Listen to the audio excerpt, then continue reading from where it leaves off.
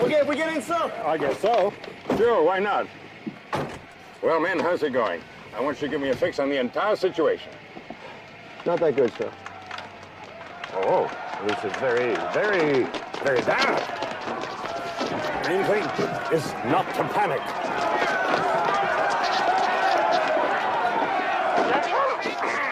Attention! Attention, everybody! Attention! This is Commandant Eric Lazard of the Police Academy.